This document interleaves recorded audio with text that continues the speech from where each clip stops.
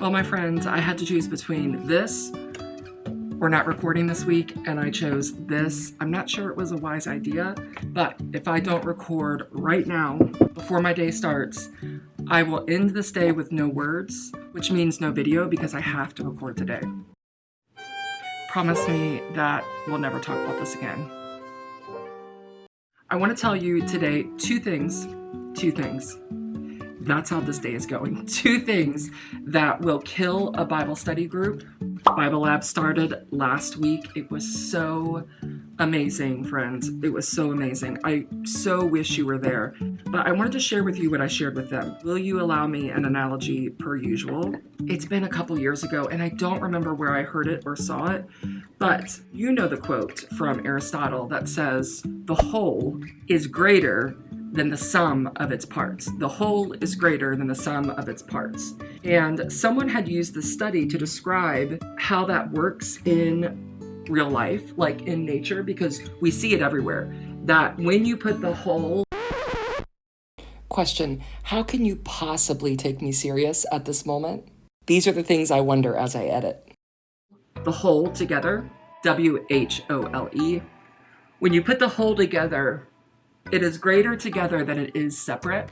They cited this study about a spider, yes, a spider, and the stickiness of its legs. And when the scientists measured the stickiness of each leg, logic would tell you if you add up each of the 8 legs and combine the stickiness of each leg, you would get the total stickiness that the spider can stick to a wall or to a ceiling. But that wasn't true.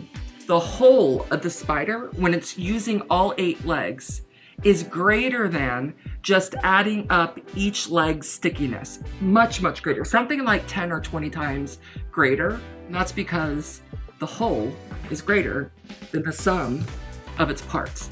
And the same thing is true when we get around a circle with other women to study the Bible. The whole, our knowledge, our collective spiritual gifting, our collective ability to see and know God is greater together than our individual parts combined. Here's why spiders and stickiness matters. Someone in Bible Lab had said, "Oh, we are much stickier together than we are separate." Man, oh man, is that true? We are so much more effective together than we are as individuals. But that comes at a cost. There is some real danger, if you will allow me to say danger, because I do think it's danger. There's a couple things that I have seen kill a women's Bible study group. 2, in fact, because I think we can swing in either one of these directions. And I just feel so like a mad woman working with Bible Lab members to make sure we are doing neither one of these extremes. So how I've been thinking about it is like a continuum. So if 0 is in the middle, then to the right is our positive numbers, and we'll go up to 10. So 1 through 10 is on this side of the line. And then of course, on the left side of our 0 is our negative. Now, all the way on positive 10, which would be the very extreme of this continuum, is arrogance. Now, I want to tell you what this sounds like in a Bible study group. Probably not out loud. It's probably just internal, but it sounds like, why did she say that? Or, that's not right. Or this attitude of, I know better, I'm further ahead, I'm further along, this is a waste of my time, I don't like these people, or I don't like her. When we're arrogant, our ego is easily bruised, and we're very sensitive to other people's egos when our ego is in play. I know this from personal experience. This is number 1 issue that can happen in a Bible study group that will kill the group. On the other side of that continuum, where we can swing, is to insecurity. That sounds like, oh, I should not have said that. I sound so stupid. I have no idea what I'm talking about. Or she thinks I'm so stupid. It's replaying conversations in our head, have we all done this? Where we become the center of the whole group. It's kind of the same like arrogance. Arrogance becomes the center as well. But in insecurity, we're the center because we think we lack, but we're still the center.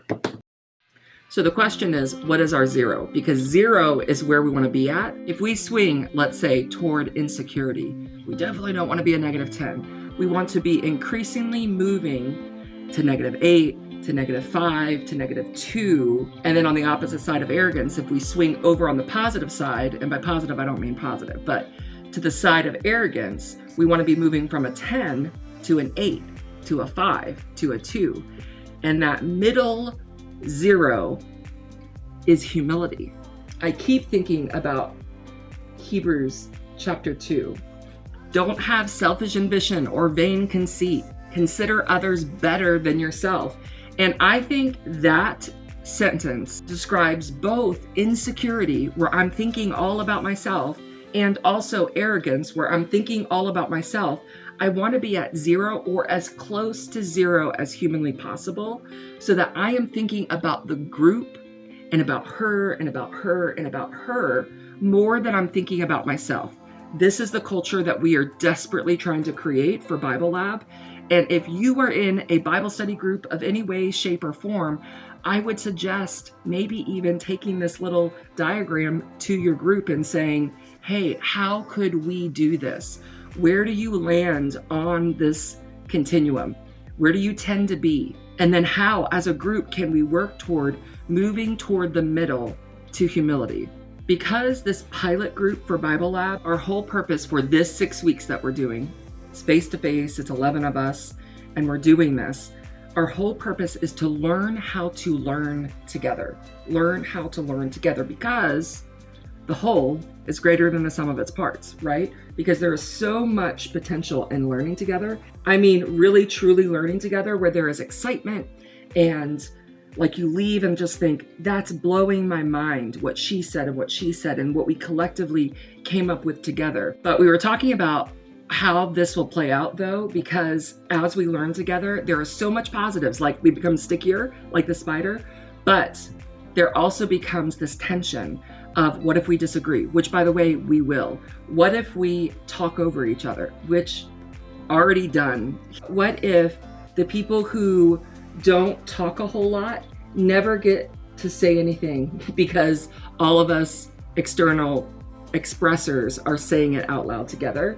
There's just a lot we can bump into. My dream is to be able to somehow bring Bible Lab to you. There is nothing greater that I can do with my life than help women love God more through the pages of the Bible. It is just my passion.